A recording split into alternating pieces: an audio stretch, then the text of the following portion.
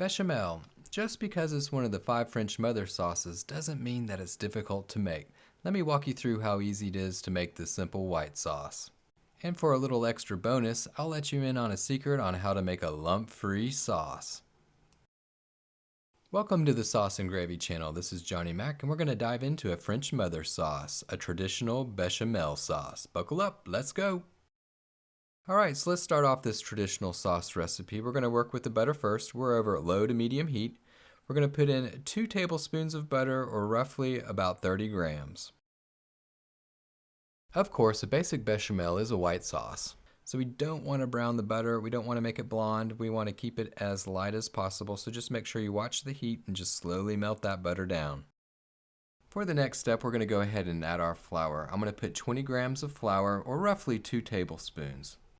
Traditionally, you put equal parts butter and flour, so 30 grams butter, 30 grams of flour. However, I've found that in order to get an evenly cooked roux, and also to help keep the roux from burning and clumping up, if you put a little bit more butter, so say 30 grams of butter and just 20 grams of flour, does the same thing, plus it helps that roux cook a little bit more evenly. So check it out, you can see that roux, it's bubbling up nicely, everything's cooking very evenly, looks really well. Make sure that you do watch the heat, you definitely don't want to burn it, so just keep your eye on it. We've cooked our roux for 1 to 3 minutes, we've gotten rid of that flour flavor, so we're going to go ahead and add the milk, 2 cups or 500 milliliters.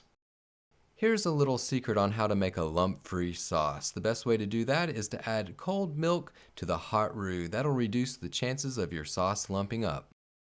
And you're going to want to break out that whisk and whisk it up a little bit. And it's a good idea to grab a spoon, scrape around the edge of the pan. The whisk really can't get in there, so just make sure that you take that spoon and dig it in. And then also scrape the bottom of the pan just to make sure that all of that roux mixture is well incorporated into the liquid.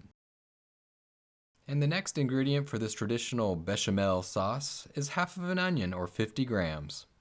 We're also going to throw in 1 bay leaf and then 1 clove.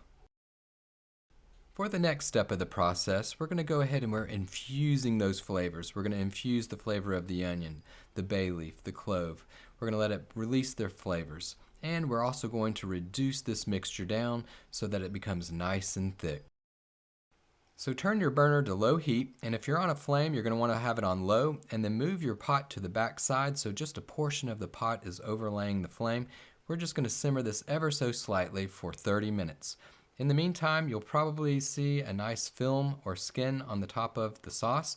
You're going to want to get a spoon and skim the top of the sauce, and you can discard any of the impurities. You definitely want a nice, clean sauce. It's been 30 minutes, the sauce looks great, it's nice and thick, it's smooth, it's glossy, it's infused those flavors. Now to check it to make sure that it's done, take that spoon, dip it into the sauce, run your finger down the spoon. If the line stays, you're good to go. Now it's time to go ahead and clean up the sauce. So we're off heat, grab another saucepan, grab a fine sieve. We're going to pour the sauce through the sieve. We're going to filter out the bay leaf, the clove, the onion, as well as any sort of lumps. And to ensure that you have a silky smooth traditional bechamel sauce, it's always a good idea to take a spoon and tap the side of the fine sieve. That helps the sauce to come through, plus it also keeps all of those impurities and lumps in the fine sieve. And you definitely don't want to take the spoon and smash the sauce through the filter. If you do that, you're just going to smash through the lumps and impurities, and that kind of defeats the purpose of filtering it, and you can say goodbye to the silky smooth sauce. And once again, we're off heat here, so we're just wrapping everything up, but check out that traditional bechamel sauce. It looks silky smooth, it's nice and thick, looks absolutely delicious. Now to add a tiny bit of a touch of flavor, we're going to add some white pepper, 1/4 of a teaspoon, and then we're going to put in a little bit of salt, just a pinch of salt to taste. And to wrap up this traditional white sauce or bechamel sauce, we're going to throw in a dash of nutmeg. The bechamel sauce, it is one of the French 5 mother sauces, and by itself, it's really just a simple white sauce. And that's the beauty of this simple white sauce. Your options are endless. You could add all sorts of flavors to it to create any sort of derivative sauce that you like. For instance, cheese for mornayse or onions for soubise. The options are endless. Alright, Sauce and Gravy Nation, so now you know how to make the traditional bechamel sauce. Now go on out, give it a try, leave a comment on how it worked out for you. And if you hadn't had a chance to subscribe just yet, go ahead and smash that subscribe button, and we'll see you next time.